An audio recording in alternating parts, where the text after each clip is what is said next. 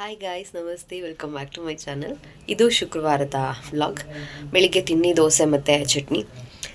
ಪಾಪುಗೆ ಸ್ನಾನ ಮಾಡಿಸ್ಬಿಟ್ಟು ಮಲಗಿಸಿದ್ದೀನಿ. ಜಸ್ಟ್ ನಾನು ಸ್ನಾನ ಮಾಡಿಕೊಂಡು ಪೂಜೆ ಮಾಡಿಬಿಟ್ಟು ಬಂದೆ. ಇನ್ನು ಯಾರೆಲ್ಲ ನನ್ನ ಚಾನಲ್ಗೆ ಸಬ್ಸ್ಕ್ರೈಬ್ ಮಾಡ್ಕೊಂಡು ವಿಡಿಯೋ ನೋಡಿ.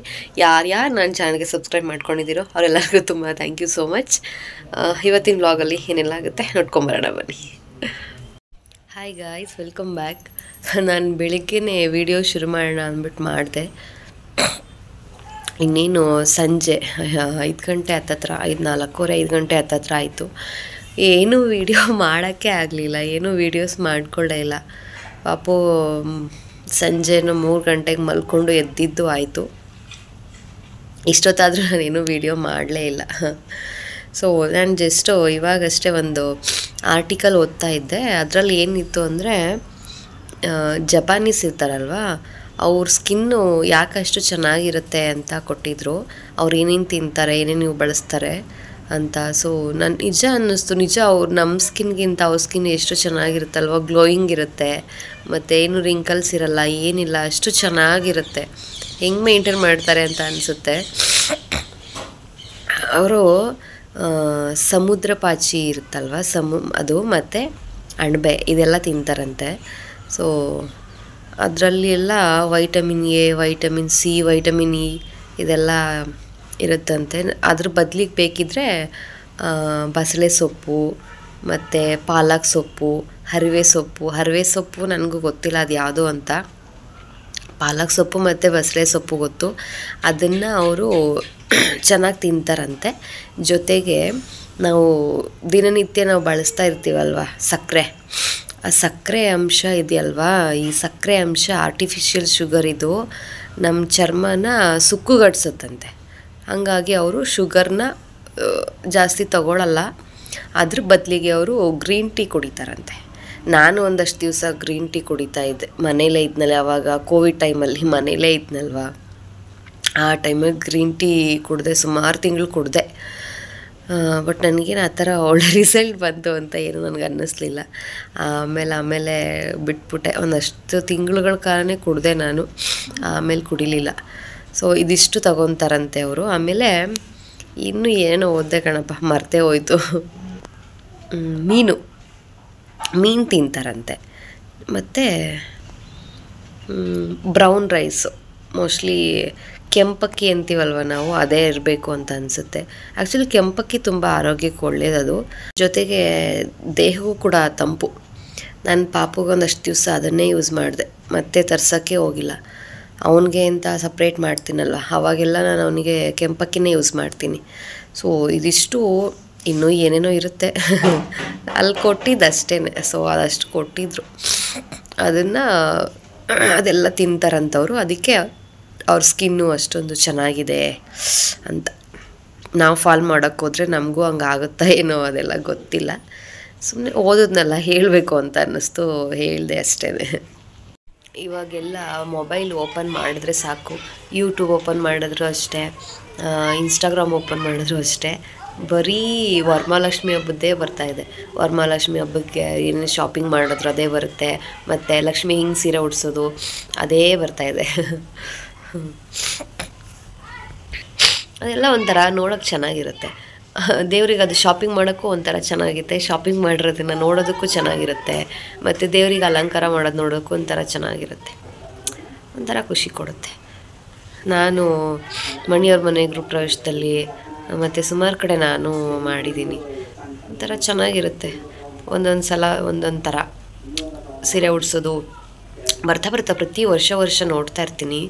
ಎಷ್ಟು ಡಿಫ್ರೆಂಟ್ ಆಗಿರೋದು ಬರುತ್ತೆ ನೋಡೋಕ್ಕೆ, ಒಂಥರ ಚೆನ್ನಾಗಿರುತ್ತೆ. ಅದನ್ನು ಈ ಸಲ ಇದ್ದಂಗೆ ಇನ್ನೊಂದು ಸಲ ಇರಲ್ಲ. ತುಂಬ ಸ್ಮಾರ್ಟಾಗೆಲ್ಲ ಸೀರೆ ಉಡ್ಸೋದೆಲ್ಲ ಬಂದ್ಬಿಟ್ಟಿದೆ. ಮನುಷ್ಯರಿಗಲ್ಲಿ ದೇವರಿಗೂ ಕ್ರಿಯೇಟಿವಿಟಿಯಾಗಿ ಸೀರೆ ಉಡಿಸ್ತಾರೆ. ಬ್ಲೌಸ್ ಪೀಸಲ್ಲೆಲ್ಲ ಮಾಡ್ತಾರೆ, ತುಂಬ ಚೆನ್ನಾಗಿರುತ್ತೆ ನೋಡೋಕೆ ಅದೆಲ್ಲನೂ.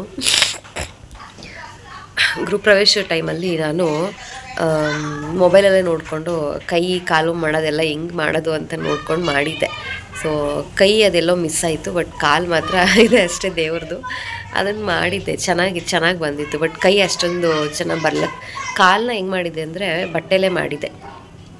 ಆ ಶೇಪಲ್ಲಿ ಕಟ್ ಮಾಡಿ ಅದರೊಳಗಡೆ ವೇಸ್ಟ್ ಬಟ್ಟೆ ಎಲ್ಲ ಹಾಕಿ ಮಾಡಿದ್ದೆ. ಸೊ ಚೆನ್ನಾಗಿತ್ತು. ಕೈನ ಏನು ಮಾಡಿದೆ ನಾನು, ನನಗೆ ಆ ಟೈಮಲ್ಲಿ ಗೃಹಪ್ರವೇಶ ಟೈಮಲ್ಲಿ ನನಗೆ ಜಾಸ್ತಿ ಟೈಮ್ ಇರಲಿಲ್ಲ. ಅದಕ್ಕೆ ಅದನ್ನು ಮಾಡೋ ಅಷ್ಟರಲ್ಲಿ ನಂಗೆ ಹತ್ತತ್ರ ಗೃಹಪ್ರವೇಶದ ಡೇಟ್ ಹತ್ತತ್ರ ಬಂದ್ಬಿಟ್ಟಿತ್ತು.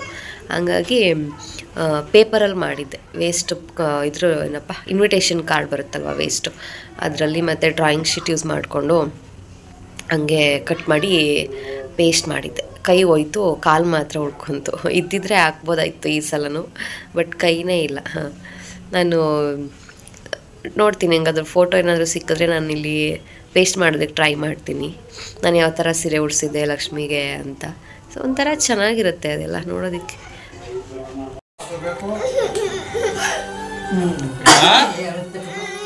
ಇಲ್ಲಿ ಬಂತು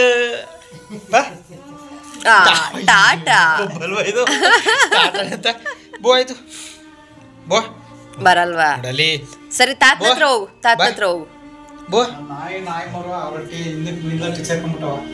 ಎಲ್ಲಿಗೆ ನೋಡಿ, ಈ ಥರ ಕಾಲ್ ಮಾಡಿ ಇಟ್ಕೊಂಡಿದ್ದೆ ನಾನು. ಇದು ಬ್ಲೌಸ್ ಪೀಸು, ಇದು ಕೂಡ ಅಷ್ಟೇ. ಇದು ಈ ಕಲರ್ ಇತ್ತು, ನಾನು ಅದ್ರ ಮೇಲೆ ಈ ಥರ ಸ್ಕಿನ್ ಕಲರ್ದು ಪೇಂಟ್ ಮಾಡಿ ಮತ್ತು ಅದ್ರ ಮೇಲೆ ಅಲ್ತಾ ಬದಲಿಗೆ ರೆಡ್ ಕಲರ್ದು ಪೇಂಟ್ ಮಾಡಿದ್ದೆ. ನೋಡಿ, ಈ ಥರ ಕೂತ್ಕೊಳ್ಳುತ್ತೆ ಪಿನ್ ಮಾಡಿದ್ರೆ.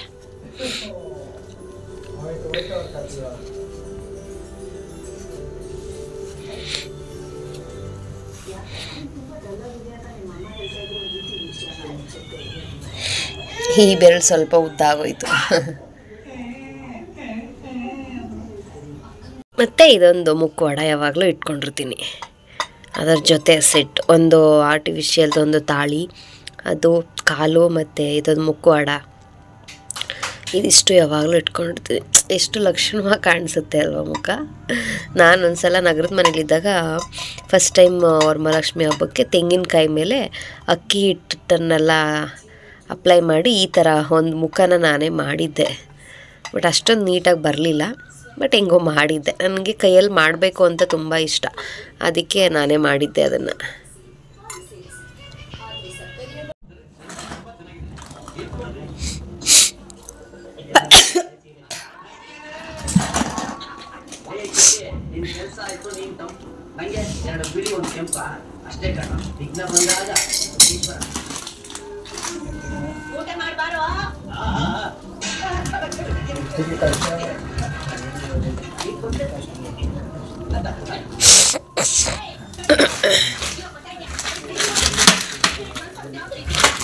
ಕೊಡು, ಓಪನ್ ಮಾಡೋಣ, ಕೊಡು, ಓಪನ್ ಮಾಡೋಣ, ಕೊಡು. ಕೊಡಲ್ವಾ? ಯಾಕೆ?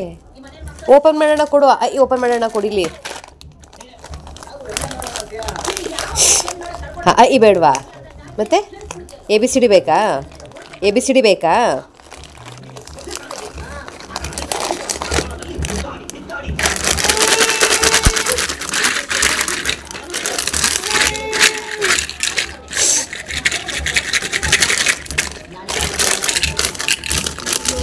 ತಗೋ.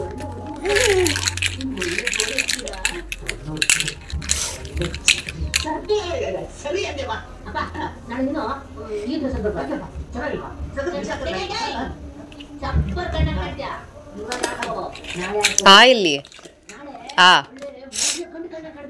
ಅದು ಅದು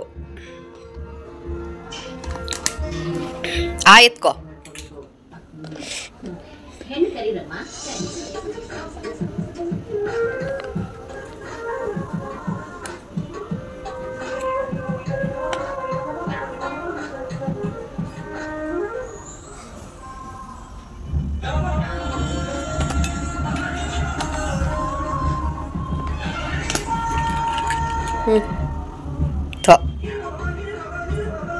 ಅದಿನ್ ತಿಂಡಿನ ಅದು.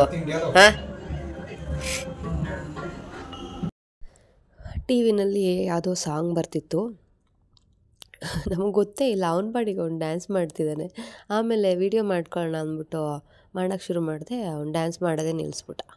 ಸಾಂಗ್ ಹಾಕೋಣ ಅಂದರೆ ಯೂಟ್ಯೂಬಲ್ಲಿ ಕಾಪಿರೈಟ್ದೊಂದು ಸಮಸ್ಯೆ. ಏನು ಮಾಡಿದ್ರು ಒಂದೊಂದು ಭಯ. ವೀಡಿಯೋ ಮಾಡೋಕ್ಕೆ ಶುರು ಮಾಡಿದ್ರೆ ಯಾವಾಗಲೂ ಹಂಗೆ ಹುಡುಗ, ನನ್ನ ಮೊಬೈಲ್ ತೊಗೊಂಡ ತಕ್ಷಣ ಅವನೇನು ಮಾಡ್ತಾನೆ ಅದನ್ನು ಸ್ಟಾಪ್ ಮಾಡಿಬಿಟ್ಟಿರ್ತಾನೆ.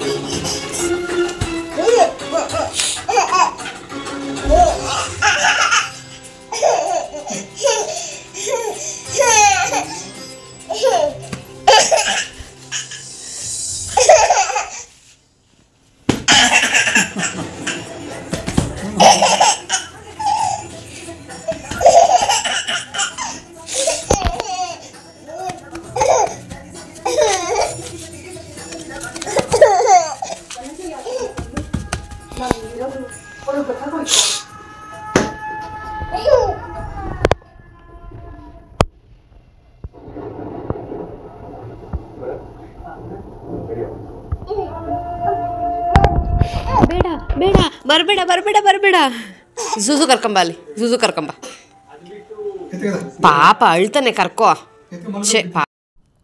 ನನ್ನ ಪುಣ್ಯಕ್ಕೆ ಒಂದು ಖುಷಿ ವಿಷಯ ಏನಂದರೆ, ಇವನಿಗೆ ಸಾಕ್ಸ್ ಹಾಕ್ಸ್ಕೊಳ್ಳೋದು ಅಂದರೆ ತುಂಬ ಇಷ್ಟ. ನಾನು ಸಾಕ್ಸ್ ಬಿಚ್ಚಾಕಿದ್ರೂ ಹಾಕು ಹಾಕು ಅಂತ ಅವನೇ ಕೇಳ್ತಾನೆ. ಸಾಕ್ಸ್ ತೊಗೊಬಂದರೆ ಎಷ್ಟು ಚೆನ್ನಾಗಿ ಕಾಲೆತ್ತು ಕೊಡ್ತಾನೆ ಗೊತ್ತಾ, ಹಾಕು ಅಂತ. ಮೋಸ್ಟ್ಲಿ ಅವನಿಗೂ ಕುಳು ಕುಳು ಅನ್ನುತ್ತಲ್ಲ, ಹಿಂಸೆ ಅನಿಸುತ್ತೆ, ಅದಕ್ಕೆ ಸಾಕ್ಸ್ ಹಾಕ್ಸ್ಕೊತಾನೆ. ಬೇರೆ ಮಕ್ಕಳೆಲ್ಲ ತೆಗೆದು ಬಿಸಾಕ್ತಾರೆ. ಓಕೆ ಗಾಯ್ಸ್, ಇವತ್ತಿನ ವ್ಲಾಗ್ನ ನಾನು ಇಲ್ಲಿಗೆ ಮುಗಿಸ್ತಾ ಇದ್ದೀನಿ. ವಿಡಿಯೋ ಇಷ್ಟ ಆದರೆ ಲೈಕ್, ಶೇರ್ ಆ್ಯಂಡ್ ಕಮೆಂಟ್ ಮಾಡಿ. Thanks for watching.